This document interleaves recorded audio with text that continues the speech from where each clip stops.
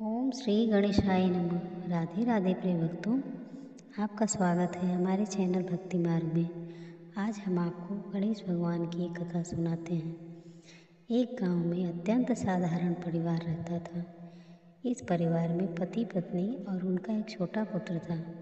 पति किसान था और खेतों में मेहनत कर अपने परिवार का पालन पोषण करता था। पत्नी गृहिणी थी और भगवान श्री गणेश की परम भक्त थी। वह हर बुधवार को व्रत रख करती थी और सच्चे मन से भगवान की पूजा करती थी। लेकिन उनका पुत्र अमन भगवान में विश्वास नहीं करता था। वह हर बार अपनी माँ से कहता, माँ, भगवान ने तुम्हें क्या दिया है? पिताजी दिन रात मेहनत करते हैं, फिर भी हमारा जीवन कठिनाई में कटता है। उनकी माँ ने उसे शांत करने की कोशिश की। बेटा, भगवान के आशीर्वाद से ही हम संसार में टिके हुए हैं। समय आने पर उनकी कृपा अवश्य बरसेगी। भक्तों, एक बार बुधवार की सुबह अमन ने देखा कि उसकी माँ व्रत करने की तैयारी कर रही है।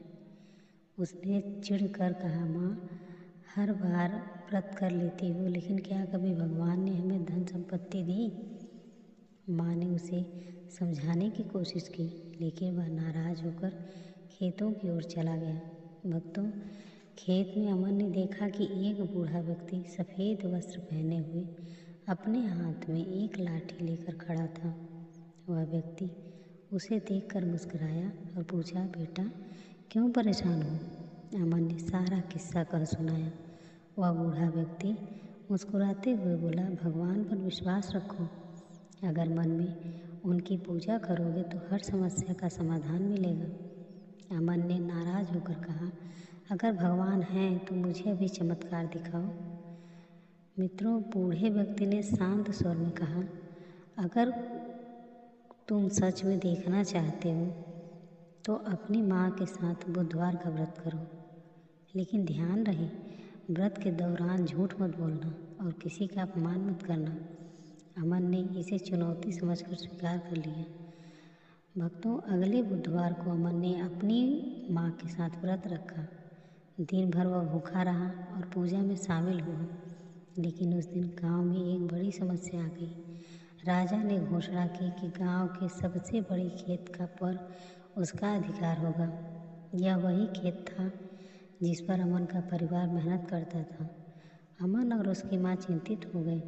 उन्होंने भगवान श्री गणेश से प्रार्थना की, हे गणेश जी, हमारी रक्षा करें। हमारे परिवार अब और कोई सहारा नहीं है। भक्तों, अमन रात में सो रहा था, तभी उसके सपने देखा कि भगवान गणेश उसके सामने प्रकट हुए और कहा, डरो मत, मैं तुम्हारे साथ हूँ। तुम्हारे व्रत और तुम्हारे विश्वास का परिणाम कल मिलेगा। बस सुबह राजा ने सच्चाई से बात करना। अगले दिन राजा जब खेत पर आया तो अमन ने उसकी समस्या का सारा विवरण बताया।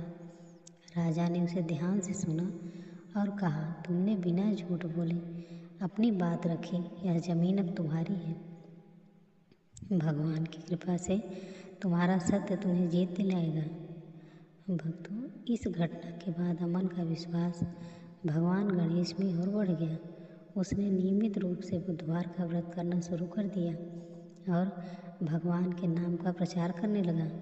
कुछ वर्षों में अमन का परिवार समृद्ध हो गया और पूरे गांव में उनके परिश्रम और भक्ति की चर्चा होने लगी। यह कथा हमें सिखाती है कि भगवान पर विश्वास और सच्चे मन से की गई प्रार्थना कभी व्यर्थ नहीं जाती।